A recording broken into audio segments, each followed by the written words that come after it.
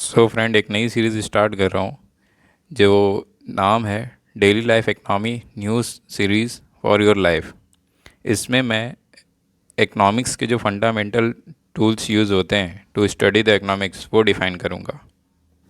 Economics और economy में क्या डिफरेंस है, सबसे पहले ये जानते हैं। इकनॉमिक्स जो होता है आपको फंडामेंटल टूल प्रोवाइड करता है जिसको आप स्टडी करके इकोनॉमी स्टडी करते हो।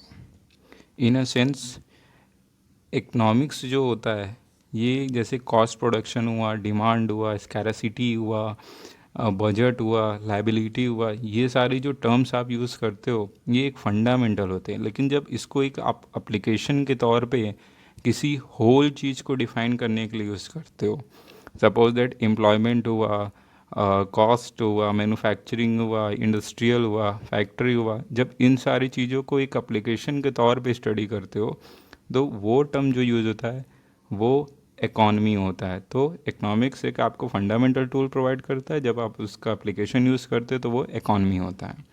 आज का टर्म हम एक फंडामेंटल टूल डिफाइन करें, माइक्रो इकनॉमिक्स और मैक्रो इकनॉमिक्स कंसेप्शनल एनालिसिस। नाम ही डिफाइन कर रहा है micro, study the individual unit. जो इसके अंदर लॉ रिलेटेड आते हैं वो मार्जिनल एनालिसिस आते हैं इंक्लूडेड इन इट स्कोप। फिर उसके बाद आता है it provide the information related to the individual consumptions and production. It analysis is simple, individual consumption and production as we name individual problems less important for comparative studies and particularly focus on a price analysis. Micro जैसा कि नाम ही बता रहा है whole group और large group की economy को study करता है, प्रॉब्लम रिलेटेड लाइक एम्प्लॉयमेंट। और फिर उसके बाद it provide the information national income, total output, total consumption and general price level. It complex, कभी कभी कॉम्प्लेक्स होता है क्योंकि ये स्टडी लार्ज ग्रुप में करता है, particularly focus on income analysis. Whole group में जब आप कोई चीज़ स्टडी करते हो तो ये होता है study the term related to the economic as well as importance is growing. Grow करने में क्या क्या होता है बेसिकली, अगर आप सिंपल वे में, तो अगर आप खुद की स्टडी कर रहे हो खुद के बजट की तो वो माइक्रो होता है, और कंपनी की करे तो माइक्रो होता है। एडिशनल इन्फॉर्मेशन मैं आपको देना चाहूँगा एमएनसी और TNC.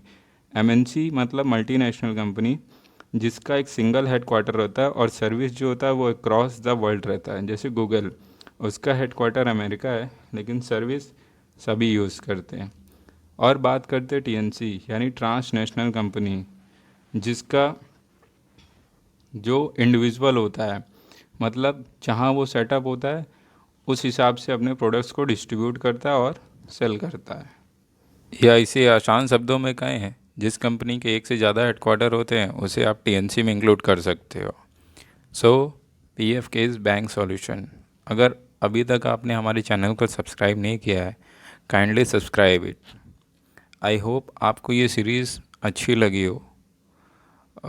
Thanks to watching the video till the end. Be safe, be happy, and be positive.